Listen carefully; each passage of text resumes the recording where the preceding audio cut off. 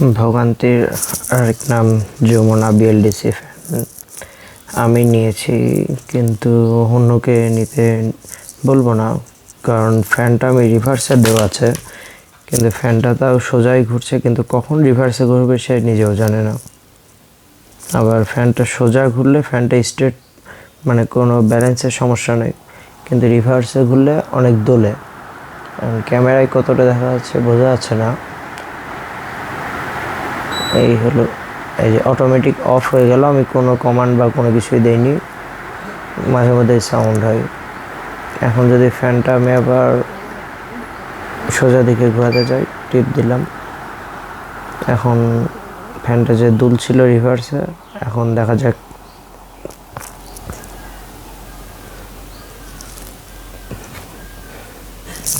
বাংলাদেশের কোন ব্র্যান্ডের বিএলডিসি ফ্যান যে ভালো হবে, কাইন্ডলি কারো জানা থাকলে জানাবেন, কারণ আমি চাই না আমার মতো এই যমুনা ফ্যান নিয়ে কারো ভোগান্তি হোক।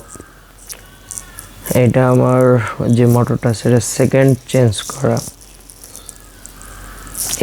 এর আগে একবার ফ্যানটা চালু হলো, সোজা দিকে ঘুরতে গিয়ে মোটর আটকে গিয়ে এই যে একাই ঝুঁকে মোটর এতটাই নয়েজ হচ্ছিল, মনে হচ্ছিল যে মোটরে ব্লাস্ট করবে বা এরকম কিছু।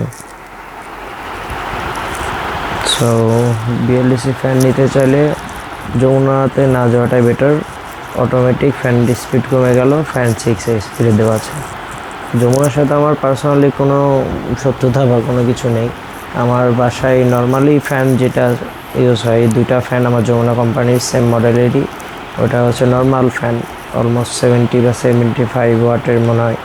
আর এটা নিয়েছিলাম যমুনা 52 ইঞ্চি, কিন্তু ফ্যানটা আমি নিতে কাউকে বলবো না। এখন এটা কি আমার ইউনিটের প্রবলেম না সবার ইউনিটে কি প্রবলেম, কাইন্ডলি যদি হয় সবার একই রকম তাহলে কমেন্ট করবেন। আর সব থেকে ভালো যেইটা হবে বিএলডিসি নেওয়া বেস্ট, তো সেইটা যদি জানান তাহলে এইটা আমি আপডেট করে দেব।